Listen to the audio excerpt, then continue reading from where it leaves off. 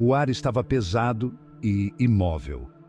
A lua, um disco pálido no céu de tinta, lançava sombras longas e distorcidas sobre o cemitério.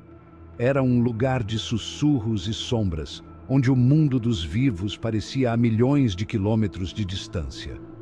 O único som era o farfalhar das folhas dos antigos carvalhos que montavam guarda sobre as lápides desgastadas.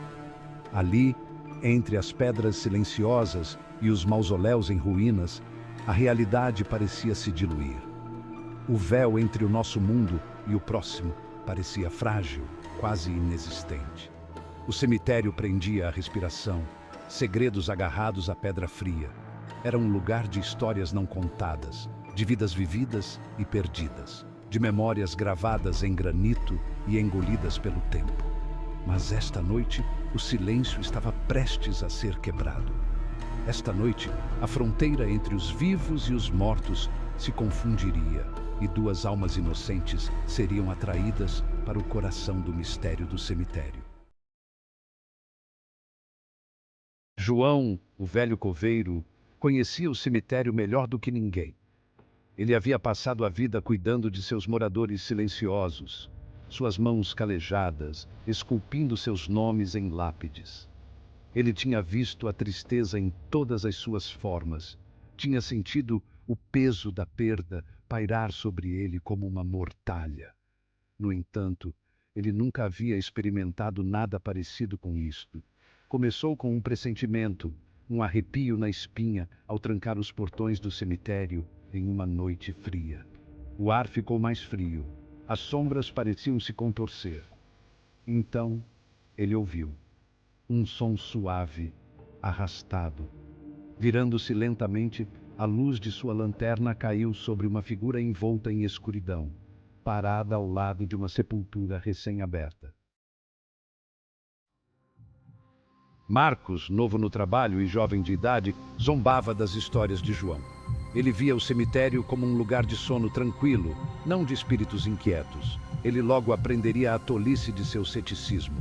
Em uma manhã enevoada, enquanto fazia suas rondas, ele notou uma figura solitária em pé entre as lápides desgastadas. Era uma jovem, seu longo vestido branco esvoaçando na brisa. Ela estava parada diante de uma sepultura, com a cabeça inclinada como se estivesse em oração. Ele a chamou, sua voz ecoando estranhamente na quietude.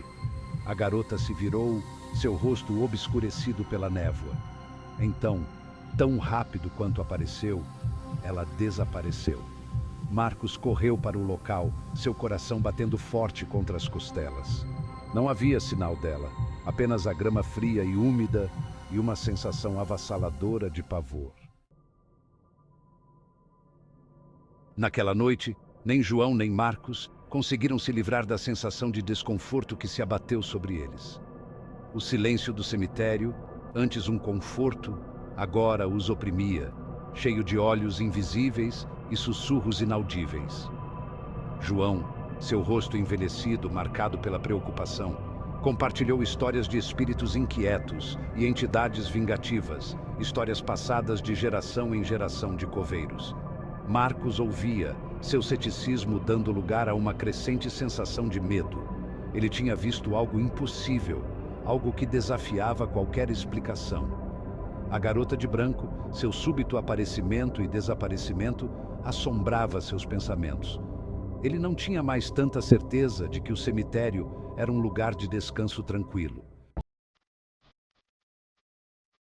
Seção 5. Guardiões do Além-Túmulo. À medida que os dias se transformavam em noites, João e Marcos se viram unidos por suas experiências compartilhadas e pelo mistério inquietante que os cercava. Eles eram os guardiões do cemitério, encarregados de cuidar dos mortos. Mas quem? Eles se perguntavam, estava lá para protegê-los das sombras que espreitavam entre as lápides.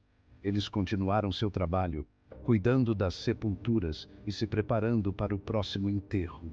Mas seus olhos estavam constantemente examinando as sombras, seus ouvidos atentos a cada farfalhar de folhas e rangido de galhos. O cemitério havia despertado algo dentro deles, um medo primal misturado a um estranho senso de responsabilidade. Seção 6. O peso de 1000 almas. O peso do cemitério, com suas 1000 almas enterradas, os oprimia. Eles sentiam a tristeza, a saudade, a raiva que pairava no ar como uma névoa espessa. A fronteira entre os vivos e os mortos parecia diminuir a cada dia que passava, o véu se erguendo para revelar vislumbres de um reino além da compreensão humana. Uma noite, quando o sol começava sua lenta descida, eles a viram novamente. A garota de branco, em pé ao lado da mesma sepultura, com a cabeça inclinada como se estivesse em oração. Desta vez, eles se aproximaram juntos, seus passos lentos e deliberados. À medida que se aproximavam, notaram algo estranho. O ar ao redor dela brilhava, sua forma parecendo translúcida, quase irreal. Seção 7. Além do véu da realidade. Eles pararam a poucos metros de distância, a respiração presa na garganta. A garota se virou, seu rosto ainda oculto nas sombras. Então, lentamente, ela levantou a cabeça e uma brisa fria soprou pelo cemitério, carregando consigo o cheiro de terra fresca e algo mais, algo antigo e desconhecido. Seus olhos, quando encontraram os deles, estavam cheios de uma tristeza profunda, uma saudade que transcendia as fronteiras da vida e da morte. Ela estendeu a mão para eles, seu toque frio como gelo, mas estranhamente reconfortante. E então, tão repentinamente quanto apareceu, ela se foi, desaparecendo como um fio de fumaça. Seção 8.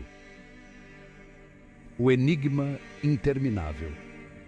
João e Marcos ficaram parados por um longo momento, o silêncio do cemitério os oprimindo mais uma vez. Eles haviam olhado além do véu da realidade, haviam vislumbrado os mistérios que se escondiam sob a superfície do mundo cotidiano. O cemitério nunca mais seria o mesmo para eles. Não era mais um lugar de morte, mas um lugar de transição, uma ponte entre o mundo dos vivos e o reino dos mortos. Eles continuaram seu trabalho, seus passos um pouco mais leves, seus corações um pouco mais pesados.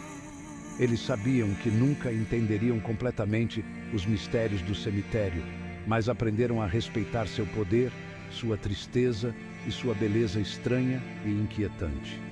O cemitério guardava seus segredos, sussurrando-os ao vento, e João e Marcos, os guardiões de suas histórias, ouvirão, sempre ouvirão, os ecos do passado que permaneciam entre as pedras silenciosas.